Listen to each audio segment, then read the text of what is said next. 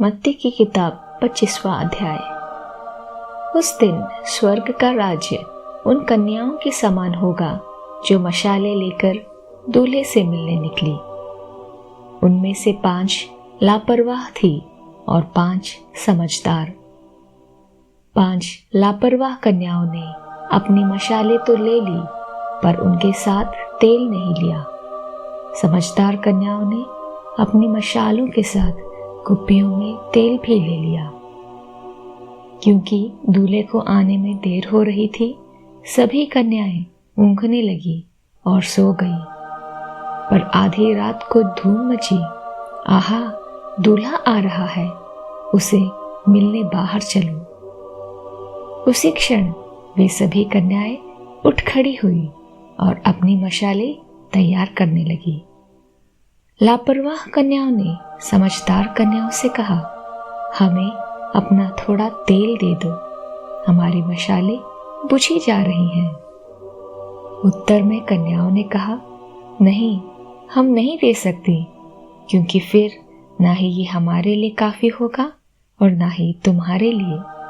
सो तुम तेल बेचने वालों के पास जाकर खरीद लो। जब वे लेने जा रही थी तो दूल्हा आ पहुंचा।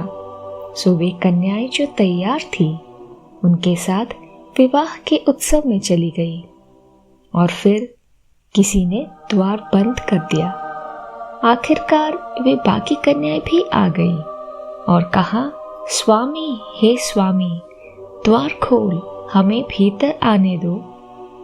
किंतु उसने उत्तर देते हुए कहा, मैं तुमसे सच कहता हूं, मैं तुम्हें नहीं जानता। सो सावधान रहो, क्योंकि तुम ना उस दिन को जानते हो, ना उस घड़ी को जब मनुष्य का पुत्र लौटेगा। यह दृष्टांत प्रभु यीशु मसीह के पुनर्आगमन की अर्थात फिर लौटने की घटना को दर्शाती है। यहाँ दूल्हा प्रभु यीशु मसीह है, 10 कन्याएं प्रभु की कलीसिया है, अर्थात वे सभी लोग हैं जो प्रभु यीशु मसीह को मानते हैं। तेल पवित्र आत्मा है और मशाल प्रभु का वचन है। इस कहानी में हमने देखा कि सारी कन्याएं अपने साथ मशाल लेकर चल रही थी और सभी की मशाल जल रही थी। 8वें वाक्य में हम पढ़ते हैं कि लापरवाह कन्याओं ने समझदार कन्याओं से कहा, हमें अपना थोड़ा तेल दे दो, क्योंकि हमारी मशालें बुझी जा रही हैं। इसका मतलब यह हुआ, शुरुआत में सभी की मशालें जल रही थी, अर्थात जो भी प्रभु यीशु मसीह को मानते हैं, उनके वचनों पर चलते हैं, वे पवित्र आत्मा से परिपूर्ण होकर अपना जीवन बिता रहे थे। वचन कहता है, जब दूल्हे ने आने में देरी की तो वे थककर सो गई। प्रभु जब जी उठे और उनका जब स्वर्गारोहण हो रहा था, तब स्वर्गदूत ने उनके चेलों से कहा कि यह यीशु जो तुम्हारे सामने आकाश में उठा लिया गया है, वह उसी प्रकार से दोबारा आएगा। और उसी क्षण से प्रभु के चेले उनका इंतजार कर रहे हैं। 2021 वर्षों से हम प्रभु यीशु मसीह का इंतजार कर रहे हैं। इस इंतजार में काफी विश्वासी लोग अपने उत्साह को खो देते हैं। आजकल हम कितने ही विश्वासी लोगों को देखते हैं जो शुरुआत में तो बहुत जोश के साथ प्रभु यीशु मसीह का वचन सुनते हैं, सुनाते हैं, उस पर चलते हैं, वह प्रभु के वचन को पढ़ते हैं और हर रोज प्रार्थना में अपना जीवन व्यतीत करते हैं। लेकिन कुछ समय के बाद दुनिया की बातों में इतने उलझ जाते हैं कि उनका प्रभु के प्रति जो जोश था वह कम हो जाता है। हम अपने जीवन को ही टटोल कर देखते हैं। क्या हम अभी भी प्रभु को उतना ही चाहते हैं जितना शुरुआत में चाहते थे? क्या हमारा रिश्ता प्रभु के साथ वैसा ही है जैसे पहले था? क्या हम प्रभु के वचनों को उतने ही उत्साह के साथ पढ़ते हैं और लोगों को भी प्रभु के बारे में बताते हैं? अगर नहीं, तो हमें अपने ही अंदर झांक कर देखने की आवश्यकता है। प्रकाशित वाक्य की किताब 2 अध्याय और 4 वचन में लिखा है, मुझे तेरे विरुद्ध यह कहना है कि तूने मुझसे अपना पहला प्रेम छोड़ दिया। इसलिए चेत कर, तू कहाँ से गिरा और मन फिरा और पहले के समान काम कर। और यदि तू मन ना फिराएगा तो मैं तेरे पास आकर तेरे दीवट को उस स्थान से हटा दूंगा। प्रभु हमें चेतावनी दे रहे हैं कि हमें प्रभु से अपने पहले प्रेम को वापस जगाना होगा।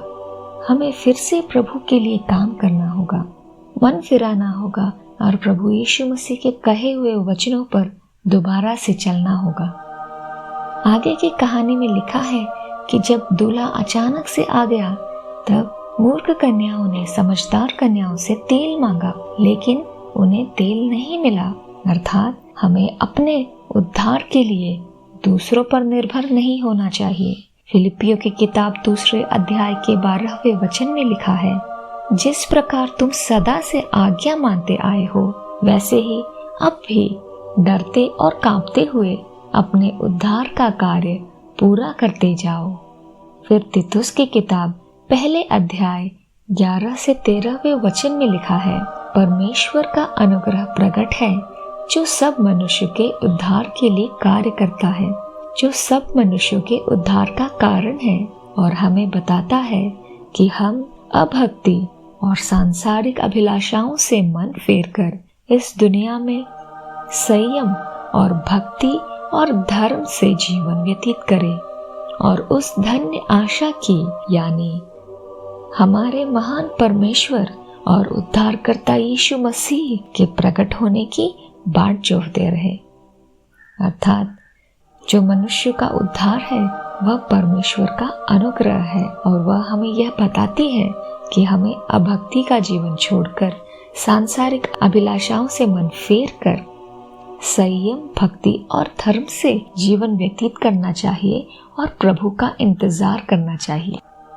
फिर कहानी में हम देखते हैं कि जब दूल्हा तैयार कन्याओं के साथ विवाह के उत्सव में चला गया तब मूर्ख कन्याएं आई और उन्होंने कहा, हे स्वामी, हमारे लिए द्वार खोल।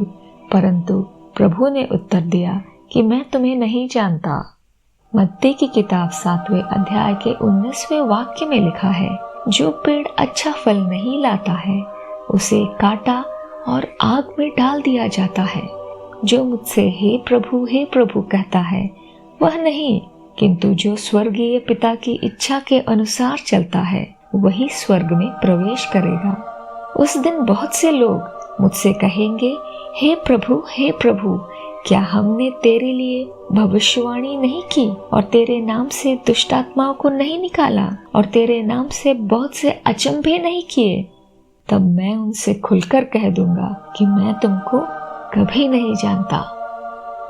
जब एक बागबान पौधा उगाता है तब उसमें पानी डालता है, खाद डालता है और उस पौधे की रखवाली करता है ताकि वह बढ़कर अच्छा फल दे। उसी प्रकार हमारे परमपिता परमेश्वर ने हमें सभी प्रकार के अनुग्रह दिए और वे चाहते हैं कि हम फल लेकर आए। एक पेड़ अच्छा फल तभी ला सकता है जब उसकी जड़ें मजबूत हों और हर एक विश्वासी जो अच्छा फल लाना चाहता है उसकी जड़ें प्रभु यीशु मसीह के वचनों पर निर्भर करनी चाहिए, जिसे पढ़कर और उसका पालन करके उसके जीवन में पवित्र आत्मा को पा सके। हमें प्रभु के वचन को पढ़ना ही नहीं लेकिन दूसरों को भी प्रभु के बारे में बताना है, उसके उद्धार के बारे में बताना है ताकि दूसरे लोग भी उद्धार पा सके। जब हम प्रभु यीशु मसीह में आते हैं तब हमारे जीवन में कुछ बदलाव आ जाते हैं। हमारा जीवन पहले की तरह नहीं होता। जब लोग इसे देखते हैं तब वे खुद आकर्षित होते हैं और जानना चाहते हैं कि हमारे जीवन में ऐसा क्या हुआ कि यह इतना ज्यादा सुंदर बन गया। आपके जीवन में पवित्र आत्मा का फल होना आवश्यक है।